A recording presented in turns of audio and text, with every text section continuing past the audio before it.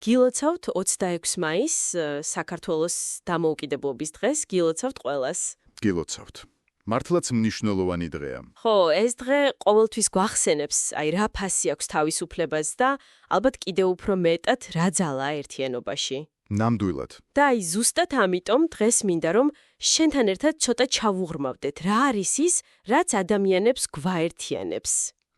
საინტერესო კითხვაა. განსაკუთრებით მაშინ, ხო იცი, როცა ამდენი განსხვავებული ადამიანი ვართ, სხვადასხვა ფესვებით, ტრადიციებით, მაგრამ საერთო მომავალი გვაქვს და ერთ სახელმწიფოს ქმნით. რა არის ეს? რა ვიცი, უხილავი ძაფი, ეს ერთგულება, რომელიც საერთო იდენტობიდან მოდის, საერთო ბედის განცდიდან.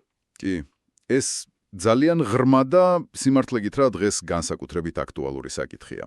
ის მასალები, რასაც ჩვენ ვეცნობით, გვაფიქრებს ადამიანის ბუნებაზე და ამ ჯგუფური კუთვნილების რაღაცნაირად ფუნდამენტურ მნიშვნელობაზე. ანუ ჯგუფურობა მნიშვნელოვანია. კი, ძალიან. ირკვევა, რომ ჩვენ ადამიანები, დაბადებიდანვე ვართ სოციალური არსებები. ეს კოლექტიურობისკენ სწრაფვა, ერთმანეთთან კავშირი. თითქოს ჩვენს ბუნებაშია რა. საინტერესოა. ესე იგი, როცა ვამბობთ ერთობის განცდა, ეს მარტო გრძნობა ან რაღაც არჩევანი კი არ არის, უფრო ღრმაა, რაღაც ევოლუციური. დიახ, ევოლუციური ბიოლოგია ზუსტად ამას გვეუბნება. ისეთი თვისებები, როგორიცაა, ჯგუფის შიგნით თანამშრომლობა, ერთმანეთის დახმარება, კი, თავდადება, ერთმანეთის დაცვა, შეიძლება უწოდოთ ჩვენიანების ალტრუიზმი. და თან გარკვეული სიფრთხილე უცხოების მიმართ. ეს ყველაფერი იყო უძველესი გადარჩენის მექანიზმები. ანუ ის ჯგუფები, რომლებსაც ძლიერი შიდა კავშირები ჰქონდათ, საერთო იდენტობა, ურთიერთდახმარების უნარი, უფრო ძლიერები იყვნენ. ბევრად უკეთ უმკლავდებოდნენ საფრთხებს და გადარჩნენ. და ეს მექანიზმები, როგორც ჩანს, ჩვენს ბიოლოგიურ მემკვიდრეობაზეც აისახა. ეს უკვე ძალიან დამაფიქრებელია. იმიტომ რომ ეს თითქოს ეწინააღმდეგება იმას, რასაც ხშირად გვესმის დღეს, ამ ინდივიდუალიზმზე. თითქოს ადამიანი მარტოა იზოლირებული. ეს ანალიზი გვეუბნება, რომ ჩვენი ისტორიული და შესაძლოა ბიოლოგიური რეალობაც კი სულ ჯგუფური იყო, ხო? კოლექტიური. ზუსტად. და რაც კიდევ უფრო საინტერესოა, ეს კავშირი, ეს მხოლოდ ქცევა არ არის. აბა რა არის? ის ცილდება ფსიქოლოგიას და ბიოლოგიასაც კი ეხება. მაგალითად ერთ-ერთ კვლევაში, რომელიც ჩატარდა მკვიდრ მოსახლეობაში, რომელთაც ისტორიულად მძიმე ტრავმა გადაიტანეს. თქვათ, კოლონიზაცია. მძიმე თემაა. კი.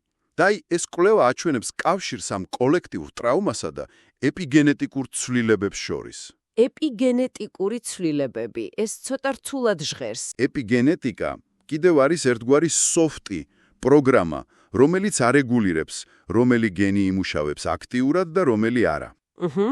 და გარემო ფაქტორებს, მათ შორის ძლიერ სტრესს, ტრავმას, შეუძლია ამ პროგრამის პარამეტრების შეცვალოს. ზოგი გენის, ასე ვთქვათ, ხმა აუწიოს, ზოგის ჩაუწიოს. გასაგებია. და რაც ყველაზე გასაოცარია, ზოგი კვლევა მიანიშნებს, რომ ეს ცვლილებები, ეს პარამეტრები შეიძლება მომავალ თაობებსაც გადაეცეს. რა, სერიოზულად, თითქოს ისტორია ჩვენი წინაპრების გამოცდილება რაღაცნაირად ბიოლოგიურ კვალს ტოვებს. დაახლოებით ეგრე გამოდის, დიახ. წარმოუდგენელია. ესე იგი, პრაქტიკულად რას ნიშნავს ეს შენთვის, ჩემთვის, ჩვენი მსმენელისთვის, ის რომ შენი ფესვების ცოდნა, კულტურის პატივისცემა, ისტორიის, ჯგუფური იდენტობის შეგრძნება, ეს უბრალოდ ლამაზი სიტყვები კი არაა. არამედ შეიძლება პირდაპირ კავშირში იყოს ჩვენს, რა ვიცი, კეთილდღეობასთან, შინაგან სიძლიერესთან. დიახ, კვლევები სწორედ ამაზე მიანიშნებს. იმავე კვლევაში ის ადამიანები, ვინც ძლიერად იყვნენ დაკავშირებული თავიანთ კულტურულ მემკვიდრეობასთან, აქტიურად მონაწილეობდნენ ტრადიციულ ცხოვრებაში. ანუ ინარჩუნებდნენ კავშირს. კი, ბევრად უკეთეს ფსიქოლოგიურ მდგომარეობას აჩვენებდნენ.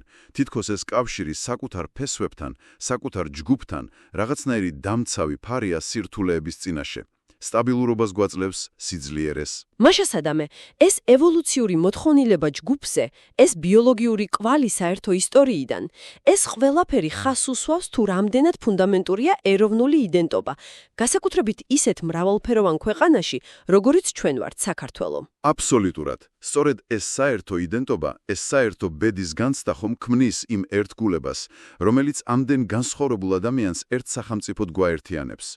აბსოლუტურად. ეს კოლექტიური იდენტობა, საერთო ღირებულებების და მომავლის რწმენა, ეს არის ის საძირკველი, რომელიც აძლიერებს და იცავს საზოგადოებას.